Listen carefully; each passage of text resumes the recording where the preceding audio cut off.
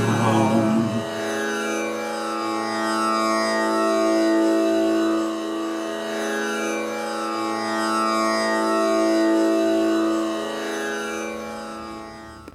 Namaste.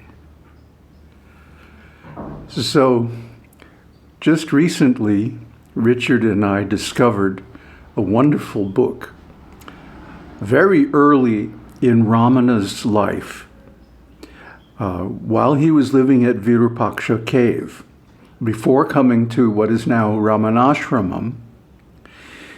Even he was not speaking, but he was already teaching, and several disciples had gathered around him. So in those circumstances, he was asked several questions, actually 40 questions, by an early disciple.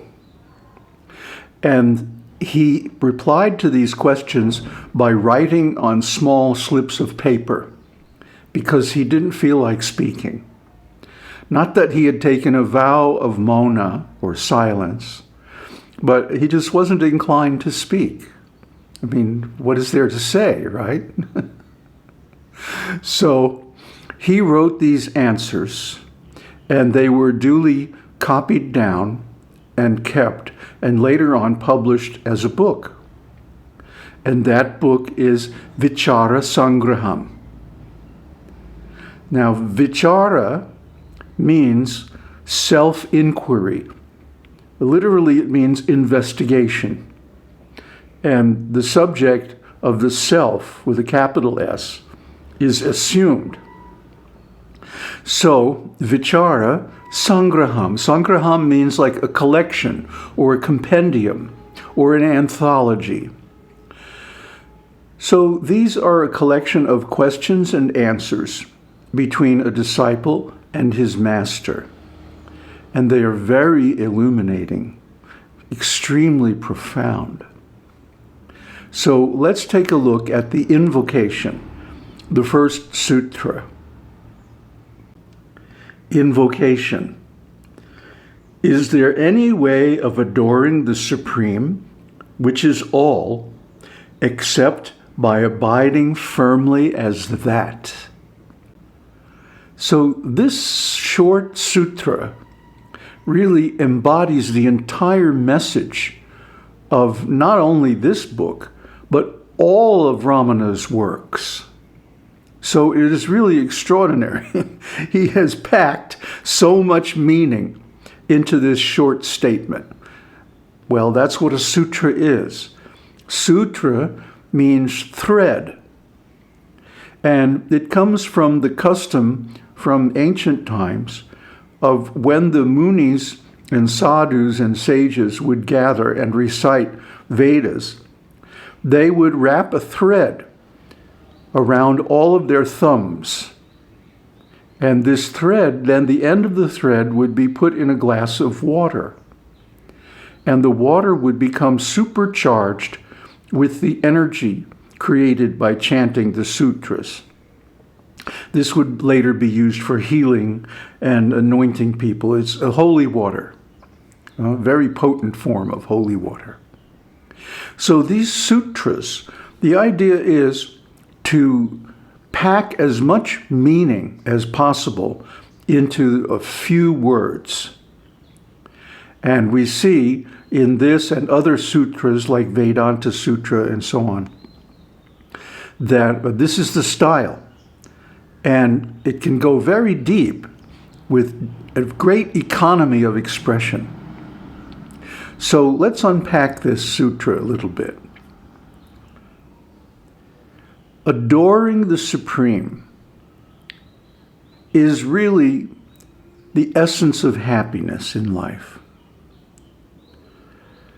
All other forms of love are temporary and conditioned because their objects are temporary and conditioned.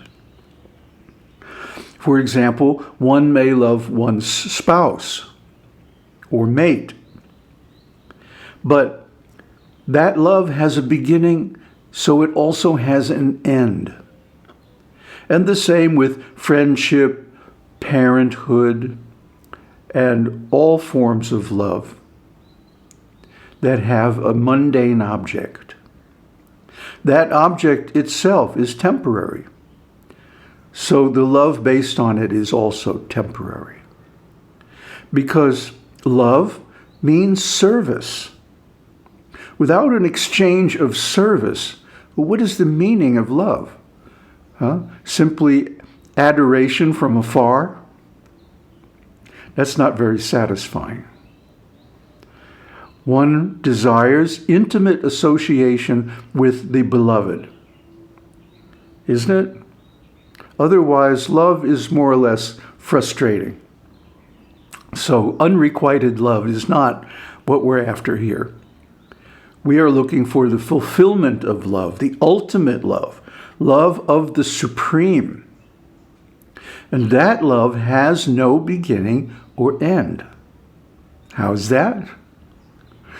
Well, the Supreme is the Self in all creatures and in everything, really. So, that being so, the Supreme is really the ultimate object of love, and indeed in all forms of love. So, for example, in the Upanishads, The Svetasvatara Upanishad says, the husband is not beloved because of the husband. The husband is beloved because of the self.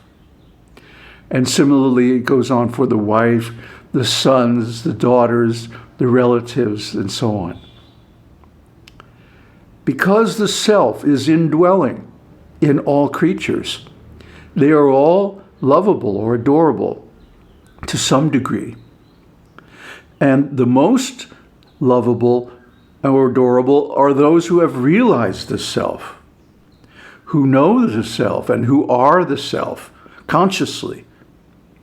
Most of us differentiate ourselves from the self, our small egos, which we like to regard as independent, but actually they're not, of course.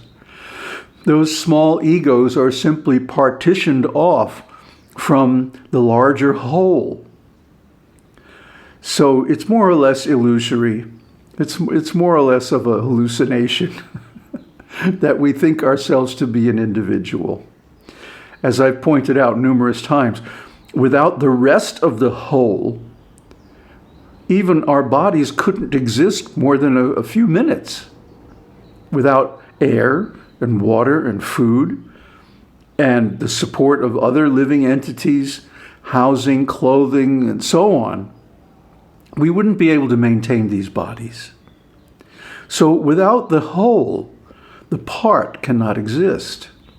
Therefore, the whole is the primary object of veneration, of love. And so Ramana here asks, is there any other way to adore the whole, the self, the Supreme, except by being the Supreme, by being the self? See, this is a very good point. This is called Ananya Bhakti, and we made a whole series on it some years ago. That love of the self in all creatures and in oneself is the primary form of bhakti, of love. Because this is a love that has no beginning and no end. Can anyone remember when they started to love themselves? Self-love is the primary form of love. Because without self-love, how can we love any other so-called others? We love others because they mirror ourself. We love others because they embody the self. And here I'm talking about self with a capital S, the Supreme, or God, if you want to call that name, The thing is, God has so much dualistic philosophical and theological baggage associated with it We prefer to use the Vedic terminology, the Supreme, or Shiva, Brahman, or simply that with a capital T. That's a code word in the Upanishads for Brahman.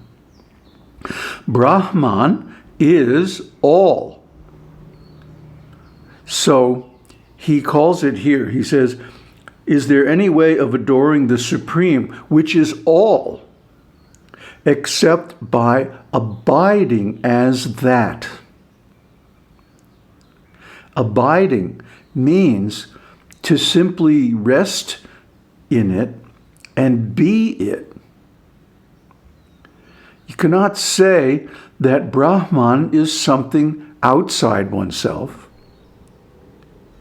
because Brahman is one's very self.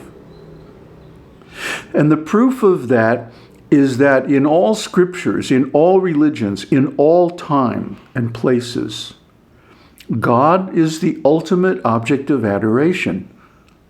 And in our own experience as well, the self, number one, numero uno,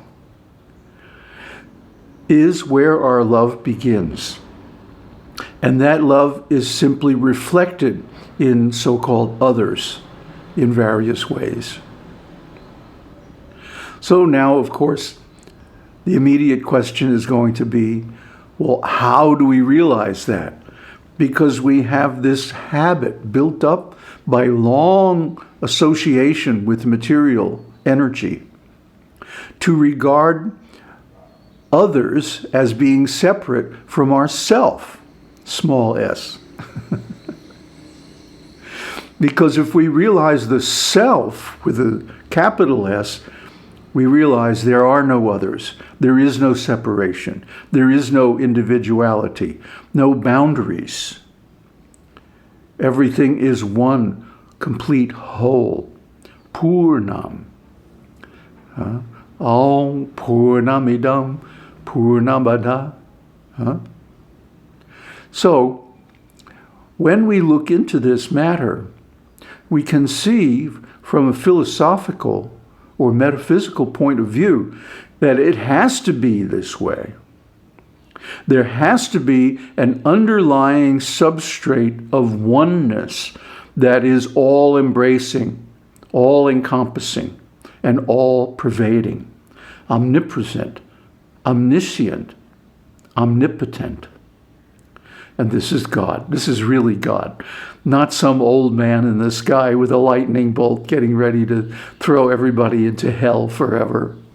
Where did that idea come from? Well, actually, it came from Emperor Constantine. No. God is our very self. God is the ultimate beloved. And that love is endless and beginningless and unconditional and intense and intimate. And so how we realize that love, how we experience it for ourselves, is the subject of these 40 questions and answers. Aum Tat Sat. Aum Shakti Aum.